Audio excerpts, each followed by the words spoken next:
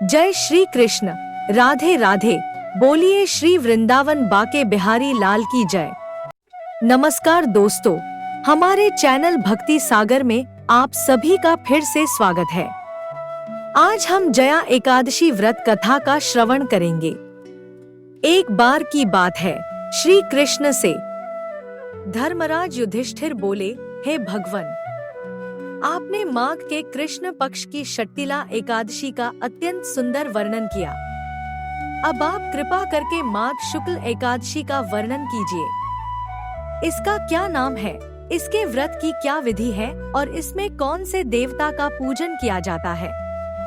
श्री कृष्ण कहने लगे कि हे राजन, इस एकादशी का नाम जया एकादशी है।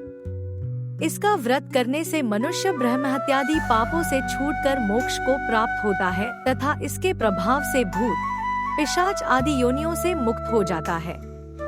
इस व्रत को विधिपूर्वक करना चाहिए। अब मैं तुमसे पद्म पुराण में वर्णित इसकी महिमा की एक कथा सुनाता हूँ। देवराज इंद्र स्वर्ग में राज करते थे और अन्य सब देवगण सुखपूर्वक स्वर्ग में रहते थे।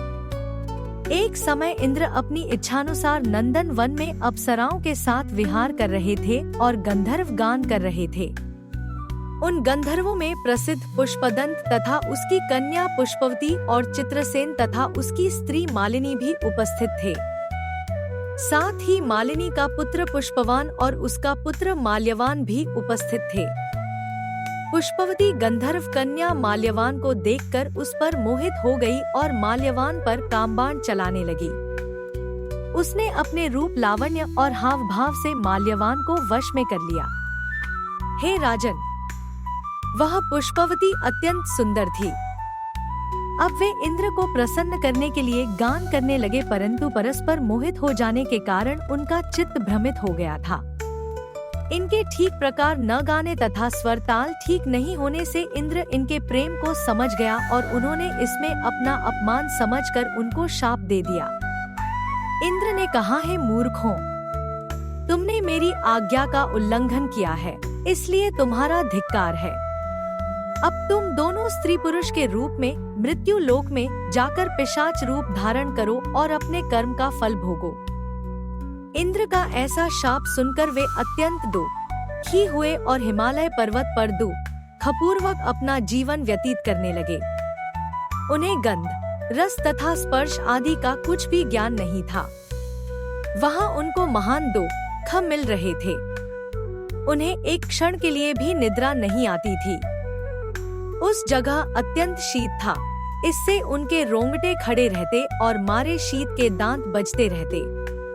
एक दिन पिशाच ने अपनी स्त्री से कहा कि पिछले जन्म में हमने ऐसे कौन से पाप किए थे जिससे हमको यह दुखदायी पिशाच योनि प्राप्त हुई। इस पिशाच योनि से तो नरक के दुख सहना ही उत्तम है। अतः हमें अब किसी प्रकार का पाप नहीं करना चाहिए। इस प्रकार विचार करते हुए वे अपने दिन व्यतीत कर रहे थे। तभी एक दिन अचानक दोनों की भेंट देवर्षि नारद से हो गई। देवर्षि ने उनसे दुख का कारण पूछा तो पिशाच ने यथावत वे संपूर्ण बातें कह सुनाई जिनके कारण पिशाच योनि प्राप्त हुई थी। तब नारद जी ने उन्हें माघ मास के शुक्ल पक्ष की जया एकादशी का संपूर्ण विधि विधान बतलाकर उसे करने को कहा। नारद के परामर्श से दोनों ने पूरे विधि विधान से जया एकादशी का व्रत रखा और पूरी रात भगवान नारायण का स्मरण करते हुए रात जागते हुए बिता दी। दूसरे दिन प्रातःकाल होते ही भगवान विष्णु की कृपा से इनकी पिशाच देह छूट गई और दोनों फिर से पूर्व शरीर को प्राप्त होकर इंद्र लोक में पहुंच गए। वहां जाकर दोनों ने इंद्र को प्रणाम किया तो इंद्र भी इन्हें पूर्व रूप में देखकर हैरान हो गए और पूछा कि तुमने अपनी पिशाच देह से किस प्रकार छुटकारा पाया। तब दोनों ने उन्हें पूरा वृतांत सुनाया। माल्यवान बोले कि हे देवेंद्र, भगवान विष्णु की कृपा और जया एकादशी के व्रत के प्रभाव से ही हमारी पिशाच देह छूटी है। तब इंद्र बोले कि हे माल्यवान, भगवान की कृपा और एकादशी का व्रत करने से न केवल तुम्हारी पिशाच योनि छूट गई, वरन हम लोगों के भी वंदनीय हो गए, क्योंकि विष्णु और शिव के भक्त हम लोगों के वंदनीय हैं। अतः आप धन्य हैं।